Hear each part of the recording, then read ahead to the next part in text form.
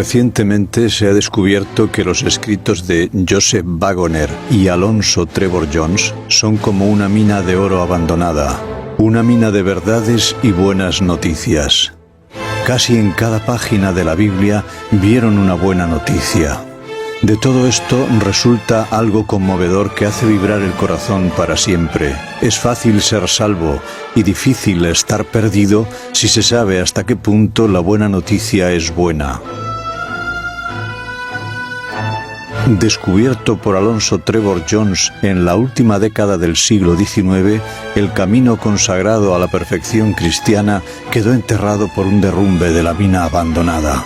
Tras 40 años de trabajos, el Señor Todopoderoso ha puesto nuestros pies en el camino glorioso y consagrado a la perfección cristiana. Dejando atrás los escombros, decimos con el apóstol Pablo en su carta a los Hebreos en el capítulo 6 y versículo 11: «Vamos adelante a la perfección».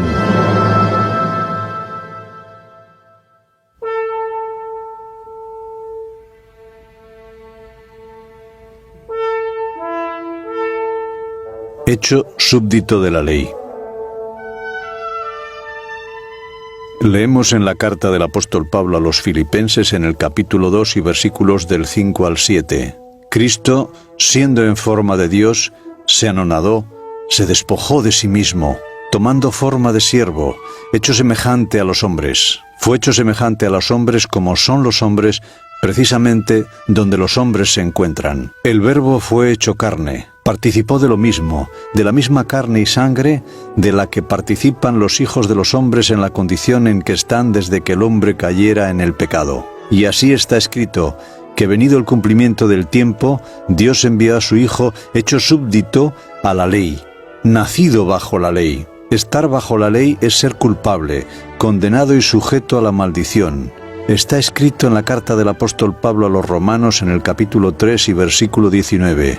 Sabemos que todo lo que la ley dice, a los que están bajo la ley lo dice, para que todo el mundo aparezca culpable ante el juicio de Dios. Esto es así por cuanto todos pecaron y fueron destituidos de la gloria de Dios, como leemos también en el capítulo 3 de la carta del apóstol Pablo a los Romanos y en el versículo 23 y también en el capítulo 6 y versículo 14. La culpabilidad del pecado trae maldición. En el libro del profeta Zacarías, en el capítulo 5 y versículos del 1 al 4, el profeta contempló un rollo que volaba, de 20 codos de largo y 10 codos de ancho. El Señor le dijo: «Esta es la maldición que sale sobre la haz de toda la tierra». ¿Y cuál es la causa de esa maldición que sale sobre la haz de toda la tierra?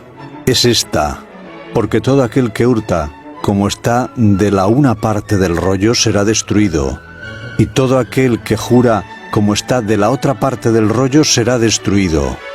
El rollo es la ley de Dios.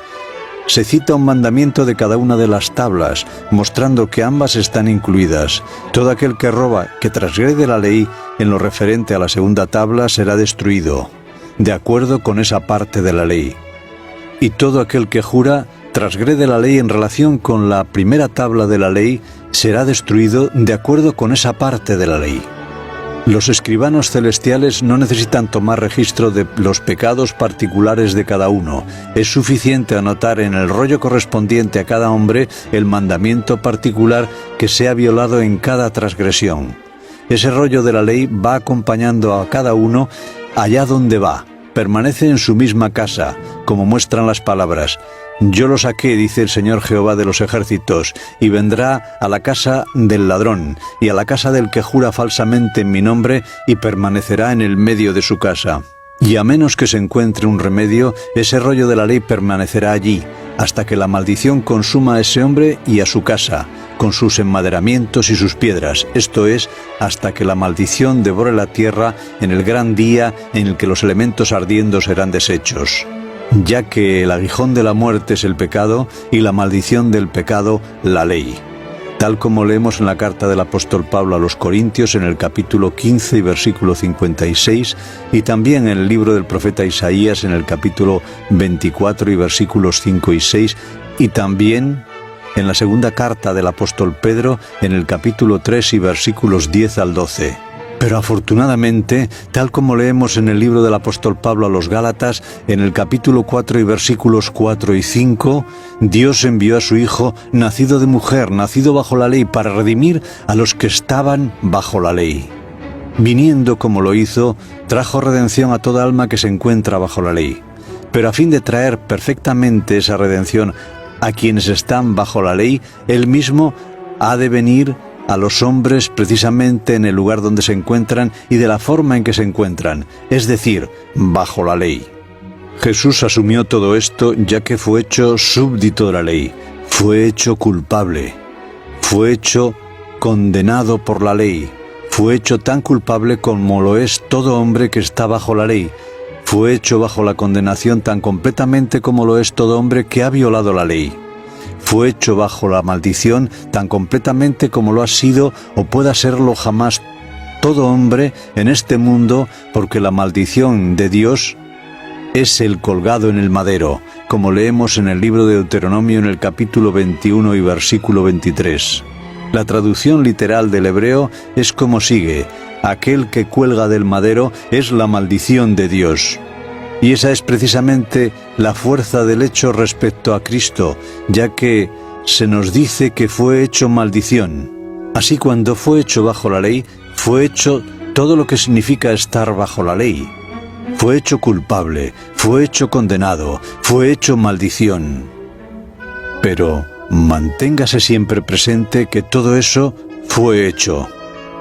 Cristo en sí mismo, Él no era nada de eso por defecto innato, sino que fue hecho todo eso, y todo cuanto fue hecho lo fue por nosotros que estamos bajo la ley, por nosotros que estamos bajo la condenación debido a la transgresión de la ley, por nosotros que estamos bajo la maldición por haber jurado, mentido, matado, robado, cometido adulterio y toda otra infracción del rollo de la ley de Dios, ese rollo que va con nosotros y permanece en nuestra casa. Fue hecho bajo la ley para redimir a los que están bajo la ley.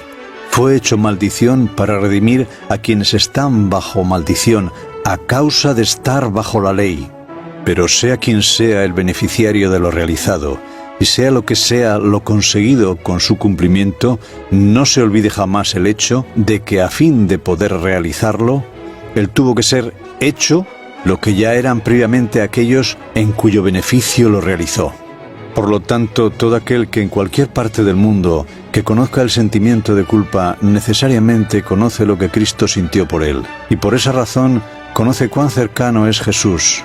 Todo aquel que sabe lo que es la condenación conoce exactamente lo que Cristo sintió por él, y comprende así cuán perfectamente capaz es Jesús de simpatizar con él y redimirle.